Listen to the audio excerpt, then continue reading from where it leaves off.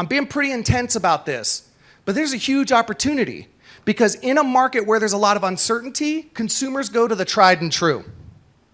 Consumers go to the most respected, most visible brands. What do you do? This is what we ask, right? In almost this tone. What do you do or how do you address those agents that, well, I don't like paying the 35% referral and then splitting the rest after that. It's too much. And he literally, the guy that I was talking to is literally like, you got to pencil this out for your client, for your agents, right? Because the ones that are complaining that, oh, you pay a split to Zillow, one, they don't appreciate how much marketing and branding costs. They don't appreciate or know how much it costs to build a website, drive traffic to it, create your site as being sticky.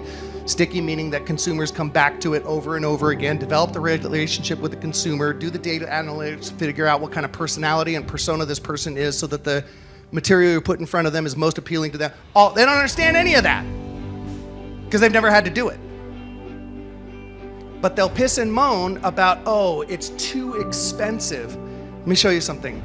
What's the average price point? Somebody get their calculator out. Let's just do this live. What's the average price point for a home in Spokane? Let's just say, can we just agree 400,000? Let's go 400,000, okay? So let's just do this real and raw right here in front of everybody. What's the average buyer's commission on a $400,000 home? 3%, that's how much? 12,000. Okay, Zillow, who took a loss in the tune of hundreds of millions of dollars a year for their first 10 years of existence, right? And have 360 data analysts with PhDs at the Russell Building in downtown Seattle, have figured out how to get their website. By the way, they were late to the game, right? Realtor.com was already there, Homes.com was already there, and then of course the hundreds of real estate brokerages and national brokerages throughout the United States. But still, they managed for all of that to get 80% adoption in a highly competitive, highly sought after market. So as such, we pay a 35% referral fee, right, to them. So that's what, right off the top, 35% of 12,000 is 4,200. Right, this is a $400,000 home, so stay with me. $400,000 home, that's the average price home, of course, that's why it's a percentage, 35%. 35% off of 12,000 is what? 7,800. Okay, 7,800. That's divided two ways. So that means the agent net is what? 3,900. Okay. Now, 3,900.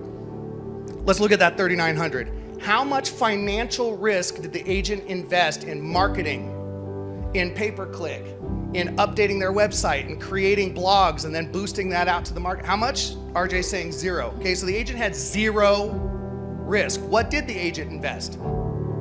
Time in follow-up. You could also include time in building your skills so that you can have a higher conversion rate, all of those things, right? Does anybody know what the average amount of time spent with a buyer is? 30 hours. Nationally, it's 30 hours. Now, if you have a higher degree of skills, in other words, you're able to draw out from consumers, like what they most need, why is that important to them, those kind of things, that number will be less. If you've got, let's say, less skills, that number might be more, right? You want to ask yourself again, did I commit to being an outstanding agent or an average agent? But let's go with average. $3,900 divided by 30 hours is what? 130.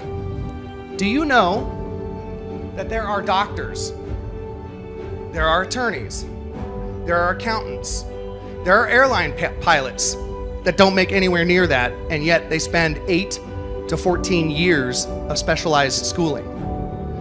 So imagine what it feels like to the Zillow reps. Imagine what it feels like to the brokerage owners or team leaders who have for years developed and invested in Zillow, invested in that relationship because we saw them as a rising star within the industry, only to have agents complain that it's too expensive to work with Zillow leads.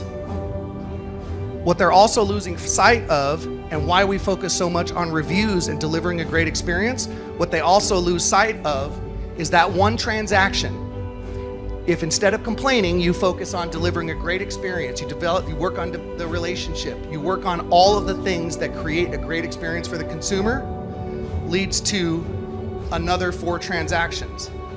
if you've now made the habit of that's just your standard, like how you operate is deliver a great experience, educating, informing, and advocating for your clients, then that leads to what? So is it too expensive to work with Zillow? Or are you maybe just a little short-sighted? Right? So look, I'm being pretty intense about this, but there's a huge opportunity because in a market where there's a lot of uncertainty, consumers go to the tried and true. Consumers go to the most respected, most visible brands, right? And so to literally, as an agent, whether you're 1 week or 20 years in the business, to go, oh, I don't like to work with Zillow, right? Is losing sight of that and losing sight of that. It just really is, right? So there's a definite, like when we talk to our Zillow rep, like there's a definite like sort of undertone as we're interacting with those kinds of leads that we really need to go back to our first slide of our meeting today and really go back to like, what are you grateful for? In other words, how much have you personally, right? We're all independent contractors. How much have you personally had to invest at a loss for years and years and years in order to get your real estate career off the ground? When you really look at it, this is such a small investment to make to give you the opportunity to consistently do that.